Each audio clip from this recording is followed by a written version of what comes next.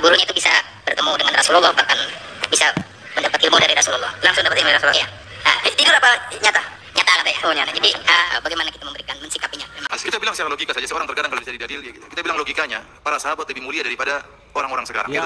Namun setelah Nabi SAW meninggal, mereka tidak pernah bertemu langsung lagi dengan Nabi. Padahal mereka dalam kondisi sangat butuh. Betapa sering masalah-masalah mereka hadapi. Ada peperangan seperti tadi Abu Bakar dan Umar khilaf. Nabi SAW meninggal, para sahabat menangis. Kenapa?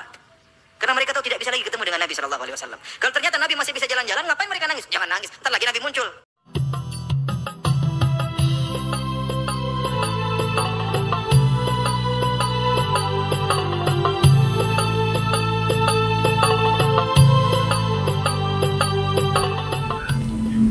Assalamualaikum warahmatullahi wabarakatuh.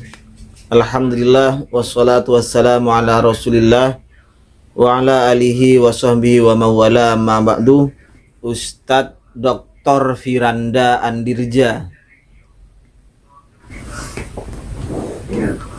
dalam salah satu kajiannya, beliau ditanya oleh salah seorang jamaahnya tentang masalah ada seorang habib, ada seorang kiai yang berjumpa atau bertemu dengan Nabi Shallallahu Alaihi Wasallam dalam sadarnya. Lalu bagaimana jawaban beliau? Jawaban beliau secara logika, yaitu tidak mungkin kalau dalam keadaan sadar kita ini bertemu dengan Rasulullah Shallallahu Alaihi Wasallam yang sudah meninggal dunia. Logika beliau itu logika yang terbalik ya, karena masalah gaib dilogikakan yang tidak bisa, tidak nyambung Ustadz Firanda. Masalah ini di samping masalah gaib sebenarnya adalah masalah khilafiyah Ustadz Firanda. Di antaranya Syekh atau Al-Imam Ibnu Hajar Al-Asqalani Al-Hafidh, beliau itu juga tidak setuju jika ada orang yang mengatakan bertemu dengan Rasulullah Sallallahu Alaihi Wasallam dalam keadaan sadar. Tapi ulama-ulama hadis lain, sebagaimana Syekh Imam As-Suyuti itu, beliau mengatakan ini adalah perkara yang mungkin. Bahkan Ibnu Taimiyah juga adalah mengatakan ini bukan wilayah kita. Jadi beliau tidak mengingkari Ibnu Taimiyah itu. Dalam sebuah hadis dijelaskan, man ro'ani fil manam fasayaroni fil yaqzah. Barang siapa yang melihatku, yang bermimpi bertemu aku di dalam tidurnya, fasayaroni fil yaqzah, maka orang tersebut akan melihatku dalam keadaan sadar. Di dalam nasul ibarat ini, nasul hadis ini, secara zahir jelas, barang siapa yang bertemu dengan Nabi di dalam mimpinya, maka dia secara sadar nanti akan bertemu dengan Rasulullah Sallallahu Alaihi Wasallam fil yaqdzati, dalam keadaan sadar, bukan bermimpi. Walaupun dalam penafsiran hadis ini ulama juga tentunya banyak terjadi perbedaan khilaf. Ya, ada yang mengatakan barang siapa yang bermimpi Rasulullah maka faka'annama, ada yang menafsiri seperti itu, seakan-akan dia telah bertemu dengan aku dalam keadaan sadar, karena setan itu la yatamassalu bi, tidak akan pernah bisa menyerupaiku. Bahkan juga ada yang mengatakan menafsiri secara zahir ulama seperti itu. Baik, kalau Anda mengatakan kalau logika tidak mungkin seperti itu, bahkan jika orang yang mengaku bertemu Nabi dalam keadaan sadar, tentunya dia adalah seorang sahabat.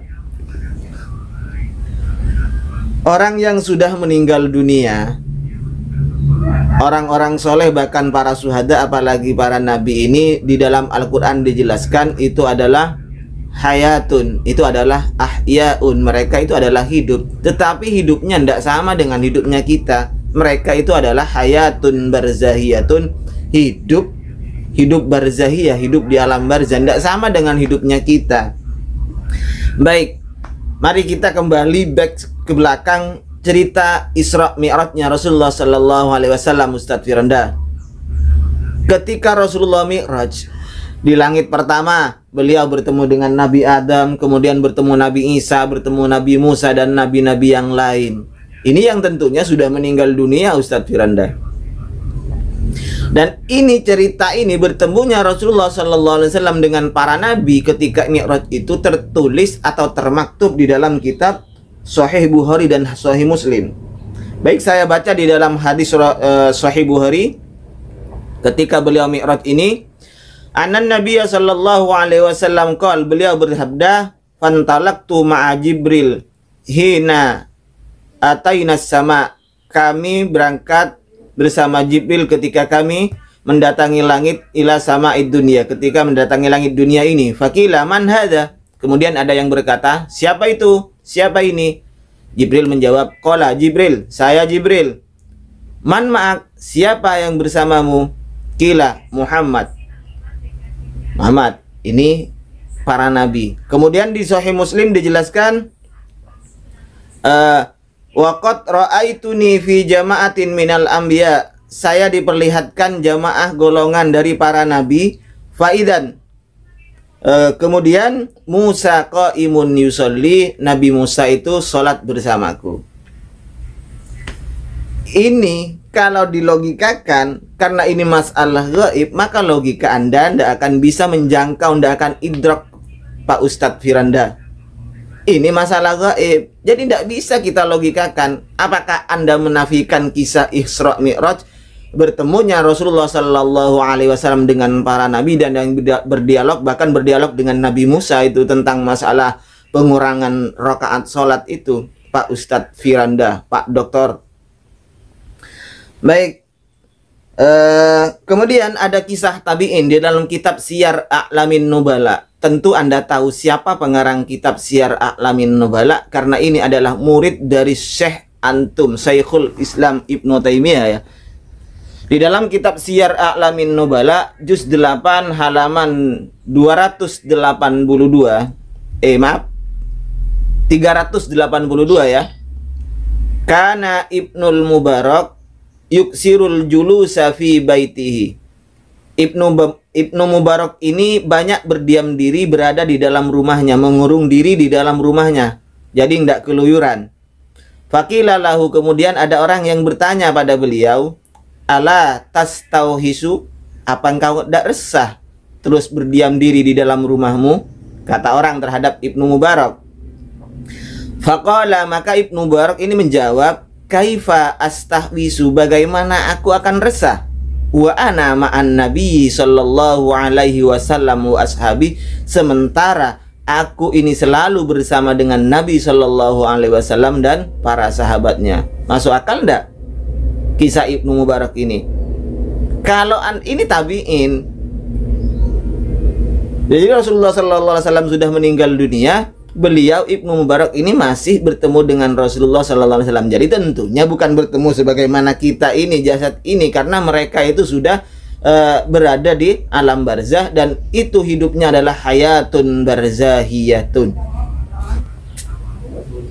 Baik, selanjutnya pendapat Syekh Antum sendiri ya, Syekhul Islam Ibnu Taimiyah, dalam kitabnya Iqtida Syiratil Mustaqim, juz 2 halaman 254.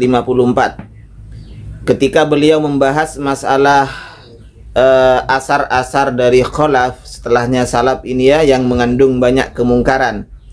Kemudian di bawahnya beliau mengatakan, wala yadkhulu fi hadzal bab, tidak masuk dalam bab kemungkaran ini, ma yurwa min anna qauman sami'u raddas salam min qabrin Nabi sallallahu alaihi wasallam.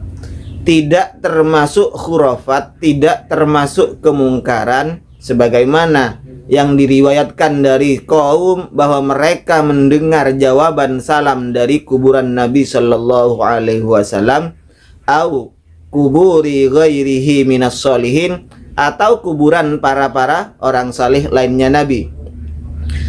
Wa anna Sa'id bin Musayyib kana yasma'ul adzana minal qabri layaliyal harrati. Sa'id bin Musayyib ini mendengar adzan dari kuburan Rasulullah di malam perang Al-Harrah. Wa nahwu dzalika, dan semacamnya, dan lain-lain semacamnya. Apa komentar beliau? Fahadza kulluhu haqqun. Ini semuanya adalah benar. Padahal Rasulullah sudah meninggal, Pak Firanda.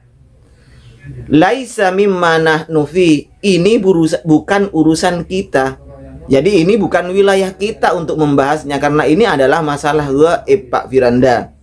Wal amru ajal min dzalika wa adzam, dan urusan ini adalah lebih agung, lebih besar daripada hanya sekedar akan kita bahas ini. Baik Ustadz Firanda ya. Jadi kalau masalah gaib, logika Anda jangan dipakai. Kita kembalikan kepada ini dulu, kepada hati kita. Mau menerima apa Anda? Dan bahkan imam-imam Anda sendiri, bagaimana dijelaskan dalam Syiar A'lamin Nubala dan juga Ibnu Taimiyah ini dalam kitabnya Iqtida' Shiratil Mustaqim, ini sudah menjelaskan bahwa ternyata banyak yang bertemu dengan Rasulullah Shallallahu Alaihi Wasallam di dalam keadaan sadar. Jadi wallahu a'lam bishawab. Mudah-mudahan Ustadz Firanda bisa menggunakan logikanya lagi lebih baik ya. Demikian apa yang bisa saya sampaikan, mudah-mudahan bermanfaat. Assalamualaikum warahmatullahi wabarakatuh.